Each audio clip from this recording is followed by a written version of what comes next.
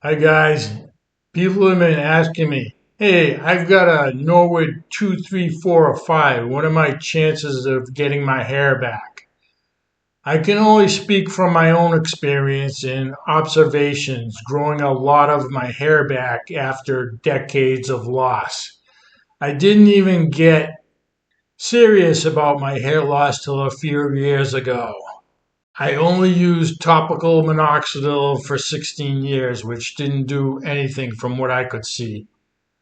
And I still lost hair, maybe a little bit slower, who knows. I scaled in my hair regimen to what it is now and still see more growth coming in on a continual basis. I expect a lot more hair to be on my head in the coming years. Typical male pattern hair loss is not complicated. In layman's terms, it's just hair follicles that are starved of nutrients. They miniaturize into tiny vellus hairs, not really visible to your eyes.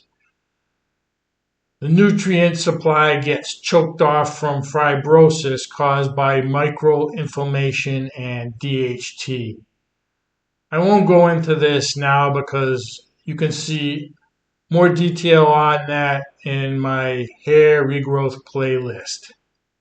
But to explain it in a quick way, we modify our life so we don't get any more scalp inflammation and we reverse the conditions of fibrosis and reintroduce increased blood supply to hair follicles. They have tiny blood vessels. This is how they thrive or starve to near death. The purpose of this video is to explain to you what do I see as your chances for hair regrowth based upon what my hair regimen is. That is using inversion. In my case, an inversion table for 15 minutes per day. While inverted, I do deep scalp massage for those 15 minutes. And microneedling every 10 to 15 days, and also blood flow supplements. And of course, you need to be in good health, have a clean diet, good sleep, and exercise, but that's just common sense. If you do what I do, I can confidently say you will 100% no longer have a progression of hair loss, only normal hair cycle shedding. Okay, so what about regrowth? I can say that I have poor conditions of regrowth because I'm an old man of 60 years with decades of hair loss. My miniaturized vellus hairs have been dormant for so long, but hey, they're coming back to life. My hair isn't great, but it's a lot better than it was. It's coming back. I expect a lot more regrowth. So I can confidently say this too. If you do what I do, you will 100% see regrowth. But your trajectory depends on mainly how old you are, how long you've had areas of hair loss, and what commitment you have to regrowing your hair. Just think, if you are consistently setting up a continually improving environment for your hair to regrow dormant follicles, that will continue to kickstart them back to life. Maybe you only wake up 3 follicles per day. That's over 1,000 in a year. Think the long game, where you can be in 5 years. Be patient. So bottom line, 100% of everyone will see some form of regrowth. Yes, 100%. If you have miniaturized hairs, they can come back to life if you set them up to the proper conditions. If you do that, first you need to stabilize yourself to no more loss. Then it's a rebuilding process. The longer your hairs are miniaturized dormant, the harder it is to reboot them. Less time of dormancy, the quicker and easier it is for regrowth.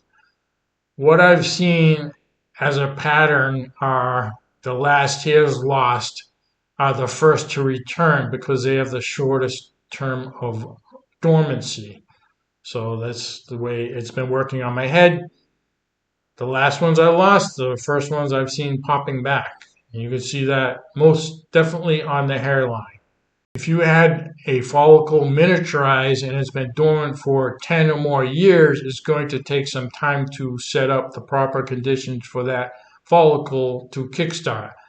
The fibrosis skin needs a lot of coaxing through deep scalp massage, microneedling, and blood flow to get the nutrients to the starved follicle. It is important that your miniaturized hairs stay alive, even if they are almost to the point of no return. Once they are fully lost, there's no getting them back. If there's a tiny microscopic vellix hair, we can bring them back to their glory, but it takes some work.